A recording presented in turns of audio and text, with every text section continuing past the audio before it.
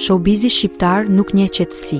Pas skenës së bukur të muzikës, televizionit dhe ekranit, gjithmonë janë fshehur shere, përplasje dhe rivalitete, që shpesh kanë dalë në publik e janë kthyer në tema të nxehta për muaj me radhë. Nga këngëtarët që përballen për çmime në festivale, tek reperët që i kanë çuar konfliktet në rrugë, e deri tek moderatorët dhe modelet që kanë ndezur rrjetet sociale me fjalët e tyre, sherrat publike janë bërë pjesë e pandashme e botës së famës.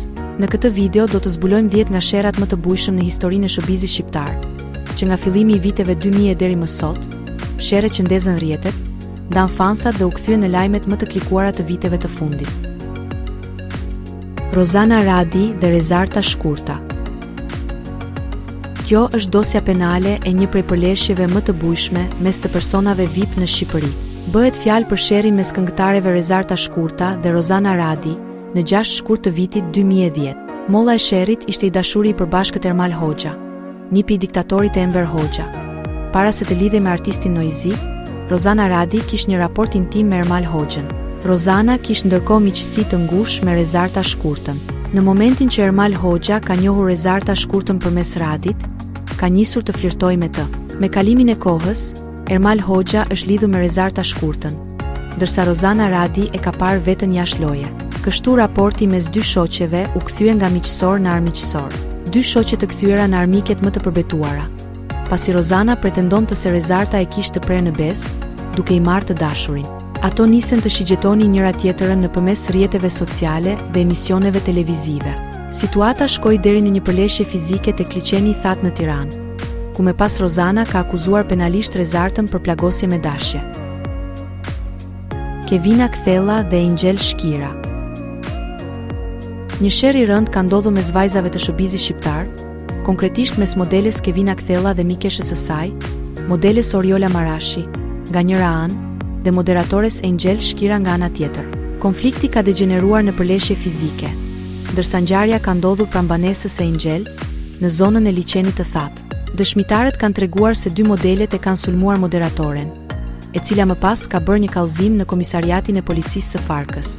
U gjenda e papërgatitur, pasi kisha zbritur për të takuar një mik, Kevinin, me të cilin kam prej kohësh një marrëdhënie shoqërore të rregullt në distancë. Në momentin që mbërrita, u përballa menjëherë me një sulm verbal dhe kërcënime. Isha një kundër dy dhe në debatet e ndezura, gjaknxehtësia bëri të vetën, ka deklaruar Shkira, duke shtuar se arsyeja ishte banale. Arsyeja ishte banale dhe nuk ishte pse të degeneronte në këtë formë, ku mund të zgjidhej me qetësi dhe komunikim njerëzor. Edhe sot nuk e kam kuptuar qëllimin e tyre, por më vjen keq që u përfshiva në një situatë të tillë si asnjëherë më parë, dhe që kjo ngjarje u bë publike, ka theksuar ajo. Ndërkohë, Kevina dhe Oriola janë përfolur më herët edhe për një përplasje me modelen Francesca Jace, por pa u përshkallëzuar në këtë nivel. Noizi dhe stresi. Nëse ka një sherr që ka lënë gjumë të thella në muzikën shqiptare, ai është padyshim ai mes dy prej reperëve më të mëdhenj të vendit, Noizi dhe Stresi. Përplasja e tyre filloi si një rivalitet artistik për dominimin e hip-hopit shqiptar, por shumë shpejt kaloi në përplasje personale, që shpesh degeneruan në fyerje të rënda publike dhe incidente rrugësh. Për vite me radhë, dy artistët nuk kursyen asnjë deklarat për të thumbuar njëri tjetrin. Koncertet e tyre shpesh shoqëroheshin me tension mes fansave, ndërsa mediat roz ushqeheshin çdo ditë me lajme të reja për rivalitetin e tyre. Sherri Noizi Stresi është quajtur madje edhe lufta e rrugës, pasi përfshiu jo vetëm dy protagonistët, por edhe rrethin e tyre shoqëror, profesional dhe një pjesë të mirë të publikut. Përplasja e tyre u kthye në simbol të një epoke kur repi shqiptar mori për masa të mëdha populariteti dhe ndau publikun në dy kampe të mëdha. Megjithatë, sot gjithçka i përket së shkuarës.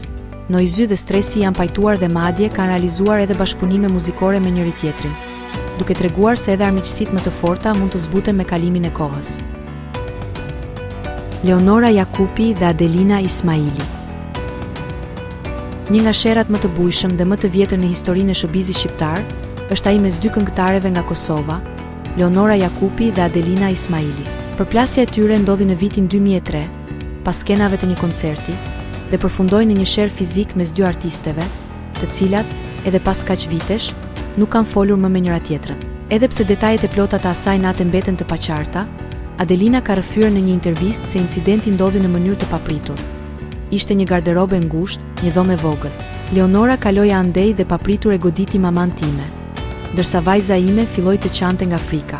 Pastaj ajo e kapi mamin për fyti dhe unë u detyrova të ndërhyja. Ka treguar Adelina me një ton sportiv, duke shtuar me humor. Të gjithë prisnin të ndodhte diçka e tillë. Megjithse Adelina ka folur hapur për ngjarjen, qëndrimi i Leonorës ka mbetur i rezervuar. Me sa duket, gjithçka i përket së shkuarës, edhe pse kujtimet e atij incidenti ende mbeten pjesë e legjendave të showbizit shqiptar. Tracy Sejdini. Tracy Sejdini i ka shpallur luftë këngëtares Enca pas një deklarate ofenduese që kjo e fundit bëri për të gjatë një interviste televizive. Gjatë emisionit, Enca u pyet nëse është e virgjër, pyetje të cilës ajo ju përgjigj me humor, duke bërë një krahasim me Tracyn. Pikërisht kjo deklaratë ndezi fitilin. Tracy reagoi menjëherë në rrjetet sociale me një ton ironik, duke thumbuar Encën për peshën dhe mënyrën e saj të jetesës. Sa është një Enca, janë 3 Tresa. Si mund të mos jetë e virgjër Enca? Kush e prek atë? Shkroi modelja me sarkazëm. Nuk vonoi as kundër përgjigja e Encës, e cila publikoi një video në Instastory me një poezi thumbuese. Trëndafilat janë të kuq, vjollcat janë blu, ti je një kurv, dhe të gjithë të urrejmë ty. Tracy reagoi sërish, kësaj here me një tjetër video, duke përdorur vargje nga një këngë të njohur. Kurvat po bëjnë dis, këto kurvat të ëndërrojnë. Pas gjithë kësaj përplasjeje publike që zgjati për ditë të tëra, duket se vajzat kanë gjetur gjuhën e përbashkët. Sipas burimeve pranë tyre, sot Tracy dhe Enca nuk kanë më konflikte dhe kanë vendosur t'i lënë pas debatet e vjetra. Ilda Bejleri dhe Dritan Shakohoxha. Pas 11 vitesh karrierë si gazetare dhe moderatore sportive në platformën digital, Ilda Bejleri u largua papritur nga puna. Ajo ishte një nga figurat më të njohura të sportit shqiptar në ekran, e privilegjuar jo vetëm si intervistuese e futbollistëve me famë, por edhe si imazh i fushatave publicitare të guximshme dhe drejtuese e formateve të njohura televizive. Largimi i saj erdhi në mënyrë të papritur, duke ngjallur shumë reagime. I pari që foli ishte komentatori i njohur Dritan Shakohoxha, i cili në një prononcim deklaroi: "Unë nuk jam drejtor, jam brigadier. Nuk jap komanda, punoj si gjithë të tjerët." Por përgjigjja e Ildës nuk vonoi. Me anë të një postimi në Instagram, ajo thumbon haptazi Shakohoxhën duke shkruar: "Nga puna të heqin pronarët, jo komentatorët e ndeshjeve." Ky reagim ndezi sërish zërat për një konflikt të brendshëm mes tyre. Sipas burimeve pranë stafit të Digital, përplasja kishte nisur për shkak të preferencës së Shakohoxhës për të dhënë më shumë hapësirë moderatorëve të reja, si Lej Kraja, gjë që, sipas të njëjtave burime, nuk i kishte pëlqyer as pak Ildës, e cila e pa këtë si një lloj zbritje nga froni. Fero dhe Unikatili. Fero dhe Unikatili prej kohësh kanë pasur mosmarrveshje dhe armiqësi të hapur me njëri tjetrin, dhe duket se raportet mes tyre sa vijnë e përkeqësohen. Në një koncert të mbajtur në Mitrovic, Unikatili e thumbi Feron para publikut, duke brohoritur me ton provokues: "Unë jam baba, nona, gjyshi, tonat." Ky ishte një mesazh i qartë për rivalin e tij. Nga ana tjetër, Fero ka pranuar se disa vargje nga kënga e tij Baba për Ikona ishin dedikuar pikërisht për Unikatilin. Ai madje publikoi një video në Instagram ku shihej teksa performonte këngën, duke shkruar me ironi: "Hej nona, je shumë gocë e bukur." Sherri mes tyre vijon prej vitesh, duke u ndezur her pas here në rrjetet sociale mes grupeve të tyre të fansave. Përveç Feros, Unikatili ka pasur konfrontime edhe me reperin Duda. Së fundmi, pas njoftimit se Unikatili do të mbante koncert në Gjilan, Duda reagoi me një postim të drejtpërdrejt në Instagram, ku e kërcënoi artistin, duke shkruar: "Në Gjilan nuk mban turne pa lejen time." Ky konflikt vazhdon të mbetet një nga përplasjet më të përfolura në historinë e hip-hopit shqiptar. Një betejë e vjetër që, edhe pse ka kaluar vite, vazhdon të ringjallet her pas here. Tuna dhe Dafina Zeqiri. Pas hitit Vibe në vitin 2010, Tuna dhe Dafina Zeqiri nuk u pan më bashk as në skenë dhe as në publik. U përfol gjatë se dy këngëtarët kishin prishur marrëdhëniet për shkak të disa deklaratave të Dafinës, madje sipas disa burimeve, edhe për shkak të një bisede të përgjuar në telefon, ku ajo vinte në dyshim talentin e Tunës dhe e quante njëri me dy fytyra. Këto lajme ndezën zërat për një konflikt të fortë mes tyre, që zgjati për më shumë se një dekadë. Megjithatë, muajt e fundit duket se gjithçka është sqaruar.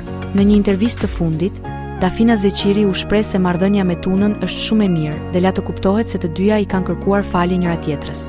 Kështu, pas më shumë se 10 vitesh ftohje, Duket se dy ikonat e muzikës shqiptare kanë vendosur të lënë pas të shkuarën dhe t'i rikthehen respektit të ndërsjellë që i karakterizonte në fillimet e karrierës së tyre. Zerka, Samantha Caravella dhe Ronela Hayati. Një debat i fortë nisi kur këngëtari Zerka ishte i ftuar në emisionin Shiko kush luan dhe deklaroi se Samantha Caravella nuk e meriton famën që ka. Pas kësaj deklarate, reagimi i Samanthës nuk vonoi. Ajo shpërtheu në Instastory, duke bërë disa postime që u interpretuan si fyerje, jo vetëm ndaj Zerkës, por edhe ndaj Ronela Hayatit. Në njërin prej postimeve, Samantha shkroi me ironi: "O koqis të shkojnë armët ty. Karaoke ti bëje më mirë diku në koncertet e mia e pra." Pas një buri pa rëre të suksesshëm shihet një grua si e jotja. Publiku e kuptoi menjëherë se mesazhi ishte drejtuar Ronelës, me të cilën Samantha dikur kishte një miqësi të fortë. Megjithatë, kjo marrëdhënie duket se ka marrë fund. Vitin e kaluar, Samantha sqaroi gjithçka publikisht. Me kolegët ka marrëdhënie të mira dhe të qëndrueshme. Por lidhur me lajmet për armiqësinë time me këngëtaren Ronela Hayati, dua të them vetëm kaq: vendosa të nis një kapitull të ri në jetën time. Nuk më pëlqejnë intrigat. Një person ose e dua, ose për mua nuk ekziston. Më pëlqejnë miqësitë e pastra. Sot, edhe pse të dyja ruajnë respektin profesional, miqësia me Samantha Caravellës dhe Ronela Hayatit mbetet pjesë e së shkuarës së showbizit shqiptar. Soni Malaj dhe Olti Curri. Një nga sherret që kaloi kufit e rrjeteve sociale dhe përfundoi në gjykatë ishte ai mes këngëtares Soni Malaj dhe opinionistit të njohur Olti Curri. Gjithçka nisi pas një postimi në Facebook, ku Olti publikoi një foto të Sonit, duke shtuar një koment që këngëtarja e konsideroi fyes dhe denigrues. Në postim, Olti shkruante: "Këngëtarja Soni Malaj, e freskët nga bashkëpunimi me Genën, dëron kolegen e saj Tunën, duke vendosur duart në qendër të trupit, njësoj si ajo në videon e këngës Zogu." Ky status u interpretua si një krahasim ofendues dhe seksist, gjë që nxiti Soni Malajn të padiste publikisht Oltin në gjykatë për fyerje dhe cenim imazhi.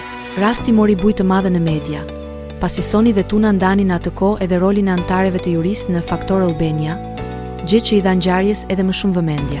Pas shumë diskutimesh, tensioni mes palëve u shua dhe të dy kanë vendosur ta lënë pas këtë episod. Sot, historia është pjesë e së shkuarës, por mbetet një nga rastet e rralla ku një sherr i showbizit përfundoi në sallën e gjyqit. Sherret publike janë pjesë e pandashme e showbizit shqiptar. Ato ndezin rrjetet, gjenerojnë klikime dhe krijojnë kujtime që mbeten gjatë në mendjen e publikut. Nga rivalitetet mes këngëtareve, tek përplasjet e reperëve, apo debatet e hapura në rrjetet sociale, këto sherr tregojnë se fama kur nuk vjen pa konflikt. Këto ishin disa nga sherret më të bujshëm të showbizit shqiptar. Po ju, cilin prej tyre e kujtoni më shumë dhe cili mendoni se ishte më i forti? Na shkruani në komente dhe mos harroni të abonoheni për më shumë video si kjo.